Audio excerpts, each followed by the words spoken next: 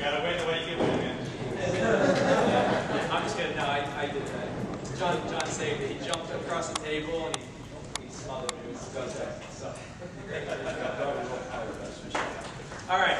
So I'm going to do this the same style as I did my talk. Everybody in here was in the talk from earlier about the training, right? So I'm going to do the same style. I wrote it out word for word because I know it's long. It's Saturday night. It's 8 o'clock, and you don't really feel like taking notes anymore.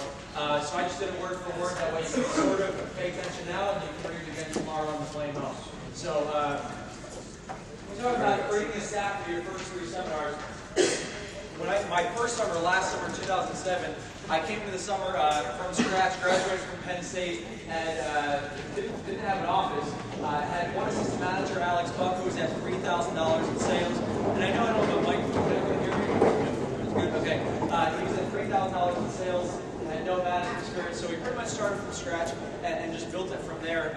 Within a couple of weeks, Stephen Westerfield was an assistant manager along with 2 others. So within 3 weeks, we had a full staff of 4 assistant managers our first summer. And that was the summer that we did 450 in 2007 because of the staff. And I don't really, give my staff most of the credit because within a month, they were running PCs, PDI, and doing interviews on a daily basis. So first of all, it's all about promoting that you need managers.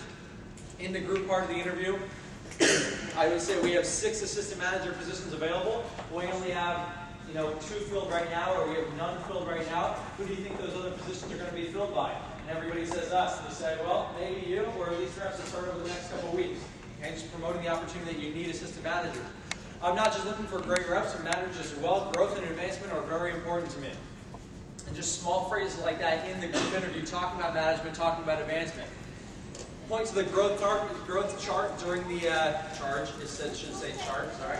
Point to the growth chart during the company section. So I always promote, I show all people at pay levels, they promote that, and I say our reps, they promote themselves to rep positions, but then they promote themselves to the management positions as well. And I use the stepping ladder with my hands just to show them about growth and advancement in the company. In the post, I know you're going to be a great rep, but I think you can be a great manager one day too.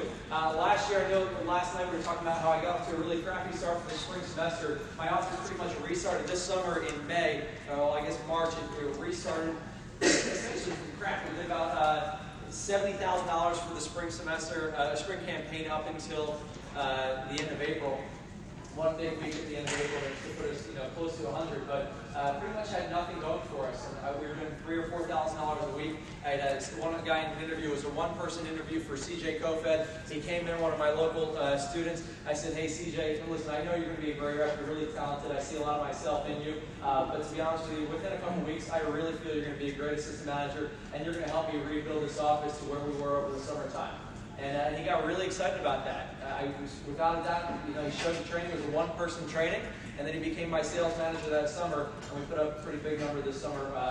Along with, he was the lead assistant manager, ran half my interviews, and got a 50% show for training. So I was happy that I ran that 1-person interview training. But more importantly, I was promoting the management opportunity even during the post-screening of the interview.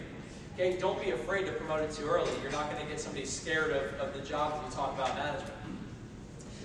In training, nail the advancement chart. Spend a lot of time on it. Promote key staff in the assistant manager and training program. Paint the picture of the benefits that they're going to gain from it, the exclusivity. What they're, hey, you're going to be in the assistant manager and training program. We limit it to about 5 to 10 people at a time. These are the top reps, the people that I know are going to be assistant managers in the future. Okay, then they're asking questions. How do I get into that assistant manager and training program? Even during training. I said, okay, cool, well, hey, I definitely want to talk about it. Let's talk about this during your first PC on Monday after your first weekend. But here's what I want you to do your first weekend. That way you can set yourself up for success and build the momentum towards that meeting with me on Monday about assistant manager and training program. The goals on day 1. Share the vision of your organization and how many managers and candidates you plan on having. Hey, this is where we're going. I know that our office doesn't look that big right now. I know that you guys are still sitting on metal folding chairs. We don't even have nice chairs in our office right now because we just started. But by June, we're going to have a full staff of 5 assistant managers. By July, we're going to have a sales manager that can take over everything. If I fell over and died, they'd be able to do everything that I'm doing right now. Now, we don't have that right now, but that's what I'm looking to promote, and that's where we're going. Okay, so sharing that vision. It's okay to tell people that you're not where you want to be. Because if you're where you want to be, then there's no room for them to grow. There's no room for for them. Hey, if they know that there's room available, then they get excited because they say, wow, I could be a part of this organization. I can play a big part of this organization. Nail the FSM opportunity. New reps need to be passionate about going after big sales levels before they can get excited about management. Okay, so really, really nail the promotions, the commission levels. Okay, you can't get somebody excited about being a manager because they don't know what they're managing if they don't know how to be a great rep before that. Okay, so really get them fired up about FSM. TCs. Have you thought about assistant manager before? All they need to know is that they're on your radar screen. Okay, if that simple phrase, have you thought about assistant manager? It's not saying, hey, I think you'd be a great AM. Hey, let's do it. Let's jump into it. Let's start training tomorrow. It's, hey, have you thought about it before? I've thought about it a little bit. Even if you don't even have anything more about that conversation right there, they go home and they're like, wow, Drew thinks that I can be an assistant manager. Okay, and they really start thinking about it. Is it a really, really big phrase that I use, and I put the management conversation in their hands. At what level in sales is it fair for me to consider you an assistant manager candidate? At what level in sales do you think it's fair for me to consider you an assistant manager candidate? That way they tell me what they need to shoot for. Instead of saying, hey, I think you should get to 10K, then we can start talking about management, that doesn't really put them in the power position. You want them to put them in the power position, or the position of power, and have them say, well, I think I should get to 10K before we start talking about management. Okay, well, I think that's a fair goal. All right, so let's make a schedule that we can go after 10K over the next couple of weeks. That way we can start getting you in management training. Okay, you're putting them in power and letting them make the decision. PDI. Simple phrases. That's why you're going to be a great assistant manager one day. But you need to think about assistant manager because you are really getting good at this job. Promotion about assistant manager positions in the office, about your management training program. Your office growth chart, the advancement chart. We have a really good one. I know the company makes one, but we have a big one that's really colorful. It looks cheesy. It's different colors, but it catches everybody's attention. When they come to the office, the first thing they see is our management chart. The staff board, we have a staff board that has 10 assistant manager training positions. It has 6 assistant manager positions, and it has 1 sales manager position. Okay, are all of them filled? No way. Okay, even over the summertime, even when I have my full staff, not all of them are filled because you want there to always be space where somebody can say, wow, I want my name to be on that chart. Okay, an empty board is promotion. Okay, if you have nobody in your office, if you have no staff at all, an empty board is great. Hey, listen, what's wrong with that board? They say, there's no assistant managers. You say, great, so what do you think we need?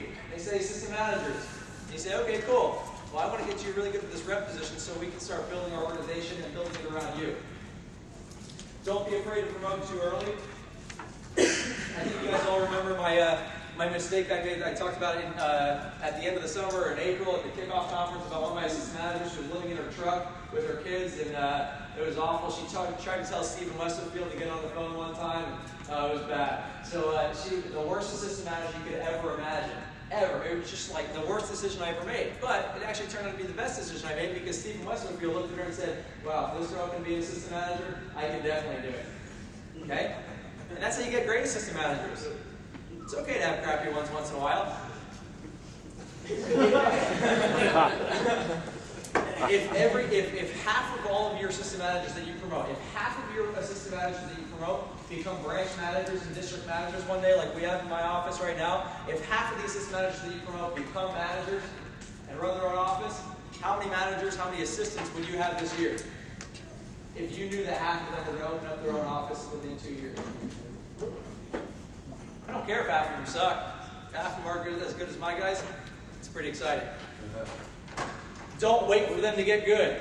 They're going to learn from you very quickly, especially during the summertime. Think about how long those days are in the summertime. One day, shadowing you in the office, somebody's going to get it. They'll figure it out. Empower new reps and invite them to help. Watch interviews, second person, PDI. Hey, Johnny, why don't you come down here and hang out for a few, and then afterwards you can watch an interview so that you'll be more prepared when you start your management training program. Dream talk. Here's where we're going. Talk about the obstacles. Again, paint the vision.